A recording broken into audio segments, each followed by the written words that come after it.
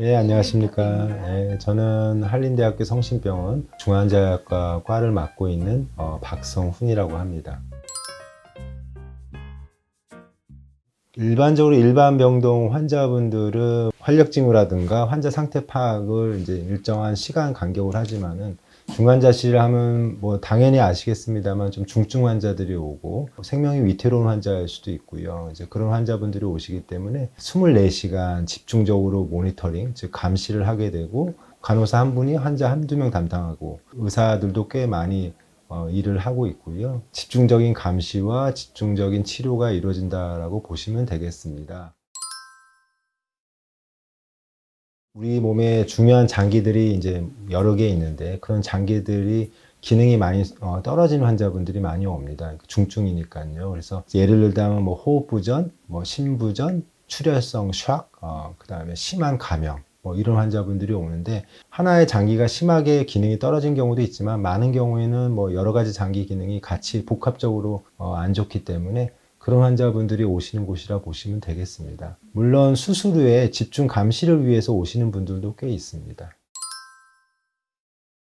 주로 집중 감시랑 집중 치료인데 생명 유지 장치 치료를 많이 받는다라고 보시면 되는데요. 이제 혈압이 떨어지면 이제 혈압을 올리는 승합제를 쓰고 저산소증으로 인한 호흡 부전이 생기면 인공호흡기를 하게 되고 콩팥 기능이 떨어져서 소변이 잘 안 나오면 이제 투석을 하게 되고 코로나나 인플루엔자 때 많이 들으셨겠습니다만 이제 심부전이나 호흡 부전이 너무 심한 경우에는 에크모라는 걸 할 수 있고요. 그런 여러 가지 생명 유지 장치를 한다라고 보시면 되겠습니다.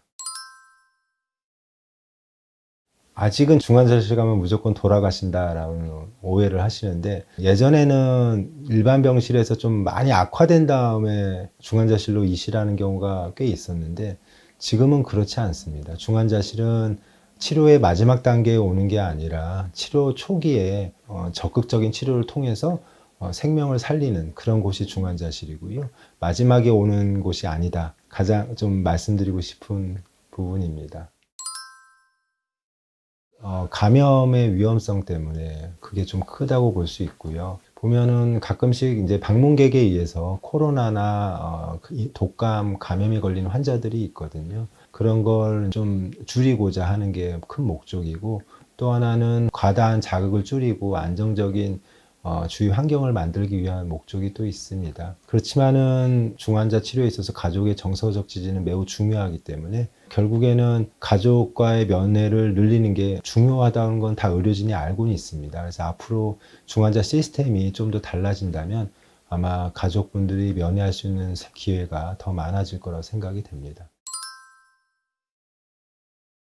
저희 중환자실은 내과 중환자실만 해도 18배 되고 간호 인력만 해도 뭐 상당히 많습니다. 과거에 비해서는 거의 2배 이상 늘어났고 최근에는 일반 중환자실 간호 외에도 전문 간호사도 있어서 환자들 치료에 좀 더 집중을 할 수 있고 의료 사고를 미리 방지하는데 아주 큰 도움을 받고 있고요. 몇 년 전부터 환자의 활력 징후나 여러 가지 검사 결과를 가지고 환자가 악화되는 걸 예측하는 시스템이 저희 컴퓨터에 입력이 돼 있거든요. 그런 거를 이용해서 병동이든 중환자실이든 환자의 상태를 점수화해서 저희가 미리 조치를 취할 수 있는 시스템은 갖춰져 있습니다. 나중에는 이제 원격 진료도 가능해진다면 거리가 있는 병원이라든가 이런 데도 중환자 치료에 도움을 줄 수 있지 않을까 생각은 하고는 있습니다. 과거에는 뭐 내과, 외과, 신경과 뭐 이렇게 각과 의사들이 외래 환자도 보시고 중환자실 환자도 보시고 일반 병동 입원 환자도 보시고 이렇게 하시다 보면은 중환자실에 전념하기가 너무 어렵거든요. 그래서 이 중환자과를 만들게 된 이유는 중환자에 관심이 많은 교수진들을 중환자과로 소속을 옮기고 중환자실의 환자에 전념할 수 있도록 하는 게 가장 큰 목적이고요. 그럼으로써 응급상황이 생겼을 때도 빠르게 대처하고 또 다학제 치료도 의사소통도 더 빠르게 진행될 수 있기 때문에 환자의 치료 입장에서는 큰 도움이 될 거라고 생각하고 있습니다. 예전에는 중환자실을 확장시키고 중환자실 베드를 늘리면 늘릴수록 많은 의료원들이 이제 손해다라고 하시는데, 고령화 사회가 되고 중증 외상 환자들이 좀 늘어나면서 중환자를 많이 볼 수밖에 없고, 정부도 상급종합병원이 이제 중환자 치료를 좀 더 많이 보게끔 유도하고 있거든요. 특히 작년 가을부터 정부에서 추진하는 상급종합병원 구조 전환 사업 때문에 중환자실의 지원을 늘릴수록 정부가 더 많이 지원을 해주는 쪽이 돼서 많은 병원들이 중환자를 보는 쪽으로 점점 바뀌어가고 있습니다. 저희 병원도 경기도 안양 지역의 어떤 중심병원으로서 지역병원과 연계해서 중환자를 책임질 수 있는 그런 병원으로 나가고자 하고 있습니다. 중환자실 그러면 이제 내과 중환자실, 외과 중환자실, 그다음에 신경계 중환자실, 심혈관계 중환자실, 흉부외과 중환자실, 그다음에 소아 중환자실, 신생아 중환자실 이렇게 나누어져 있습니다. 그래서 그곳에서 일하는 간호사분들도 각각 그곳에 전문화되어 있는 상황이고요. 의료진도 그런 전문화된 간호사와 같이 본인의 전문성을 살릴 수 있는 그런 ICU를 가지고 환자를 보는 거죠. 그래서 뭐 고충이라기보다는 이제 환자 상태가 항상 시시각각 변하기 때문에 중증 환자가 좋아지다 갑자기 나빠지기도 하고 이러기 때문에 저희가 뭐 주말에 집에 있거나 학회 때문에 외부에 나가 있어도 마음이 편하지가 않습니다. 계속 머릿속에는 환자가 계속 떠오르기 때문에 이런 점이 좀 어려운 것 같아요. 정신적으로 편하게 쉬질 못하는 경우가 많고요. 어떤 보호자분들이든 다 환자분들이 회복되기를 원하시는 그런 마음은 이해는 하는데 저희도 그러거든요. 근데 환자가 안 좋아지면 이제 저희랑 신뢰가 또 깨지거나 그런 경우에 좀 아쉬움이 좀 많습니다.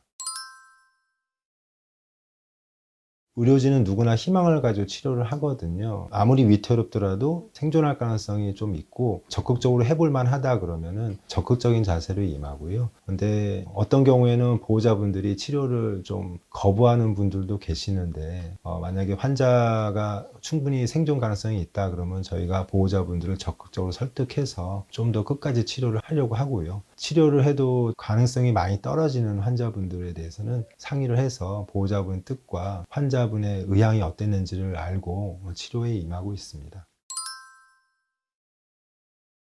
서로의 신뢰가 중요하겠죠. 네. 환자가 좀 치료하다가 안 좋아지면 치료받으러 왔는데 왜 더 나빠지는가 낙담을 하시는 분들도 있고 의료진을 신뢰하지 못하는 분들도 계시는데 너무나 당연할 것 같고요. 근데 이제 저희 의료진이 환자의 몸을 꿰뚫어 보는 신이 아니기 때문에 의료라는 게 특히 중환자 분야는 다른 것보다 연구가 많이 안 된 분야가 많아요. 의료진도 결국 그 부족한 자료에 근거해서 치료의 판단을 내리고 그러고 있기 때문에 사실은 치료가 쉽지는 않습니다. 좋아지다가도 나빠질 수도 있고 나빠지다가도 좋아질 수 있는데 그런 상황이 있을 수 있다는 걸 보호자분들이 좀 이해해 주시고 의료진에 대해서 신뢰를 좀 보여주시면 저희가 좀 더 치료를 하는데 힘을 낼 수 있지 않을까 생각이 됩니다. 그러니까 예전 같으면 이제 너무 늦게 내려온 경향이 있는데 이제 중환자실은 초기에 빨리 치료를 해서 환자를 회복시키는 게 주된 목적이거든요. 치료의 마지막 단계 해드릴 게 없어서 중환자실 가신다고 생각하시면 안 되시고요. 그런 분들뿐만 아니라 큰 수술이나 아니면은 이 환자분은 좀 24시간 뭐 며칠 동안 좀 집중 감시를 할 필요가 있겠다라는 의미로 중환자실 가시는 경우도 있습니다. 예방 차원에서 가는 경우도 있고 그렇습니다. 생명유지 장치, 인공호흡기나 투석, 에크모 이런 건데 그런 장치가 결국 우리 몸에 침습적으로 들어오기 때문에 결국 합병증도 당연히 있습니다. 무조건 초기에 한다고 좋은 건 아니지만은 느리게 하면 더 안 좋죠. 그래서 적절한 타이밍에 환자의 장기가 더 안 나빠지게 도와주는 게 목표이기 때문에 필요한 경우에는 반드시 하는 거고 늦게 하면 안 되겠죠. 근데 중환자실에 오래 있으면은 이제 문제가 이제 근육이 감소되고 폐렴이라든가 요로 감염이라든가 도관에 관련된 감염이라든가 이런 게 높아지기 때문에 사실은 오래 있으면 안 좋다라는 말씀은 틀리지는 않습니다. 근데 의료진 또한 환자분들을 어떻게 하든 중환자실에서 일반 병실로 퇴실을 시키려는 목표는 가지고는 있습니다. 앞서 말씀드렸습니다만 의학이라는 게 이제 불확실성으로 가득 찬 분야라서 환자 상태를 섣불리 예측하기는 어렵고요. 환자분들이 좋아지다가도 안 좋아질 수 있고 시시각각 변할 수 있다는 걸 좀 알아주셨으면 하고요. 의료진은 최선을 다하고 있다는 점, 의료진과의 신뢰 관계가 매우 중요하다는 점, 이런 점을 좀 부탁을 드리고 싶은 마음입니다. 사람이 아프면 옆에 있는 가족이 최고거든요. 가족분들이 해줄 수 있는 거는 면회 시간에 오셔서 정서적 지지를 해주시는 거죠. 희망을 잃지 않게 해주시고, 옆에 가족이 있다고 말씀을 해주시고, 이런 게 되게 중요하다고 생각이 됩니다. 중환자실에 입원하시게 되면 퇴원할 때까지 시간이 좀 길어지는 경우가 좀 있고요. 특히 고령 환자분들은. 그래서 요즘엔 중환자실 후 증후군이라 해서 중환자실에 퇴원한 환자들한테 어떤 신체적, 정신적, 인지적 장애가 남아있다. 삶의 질을 크게 떨어뜨리고 장기 사망률이 올라간다라는 보고들이 많이 나오고 있어서 퇴원 후에도 재활치료도 중요하고 쉽지는 않습니다만 정신건강학적으로도 좀 치료도 필요하고 또 영양 지원도 필요하고 가족분들이 상당히 신경을 많이 써주셔야 됩니다. 대부분 많은 경우에는 이제 요양병원 가시거나 그러는데 퇴원해서 외래로 오시면 걸어 들어오시는 분들은 많지는 않죠. 다 가족분들이 환자분 휠체어 끌고 들어오시죠. 신체적인 후유증이 좀 많이 남습니다. 네. 저는 예전부터 목표지향적인 삶을 살았다 그럴까. 내가 이걸 해야겠다 해서 그만큼 좀 바쁘게 살아온 것 같은데, 거기에 중심이 중환자실 같다는 생각이 되고요. 저의 삶의 터전이라고 할 수 있고, 환자분들의 뭐 삶과 죽음 사이에서도 희망을 보고 삶을 산다? 뭐 이런 곳이 중환자실이다. 말씀을 드릴 수 있겠네요. 네.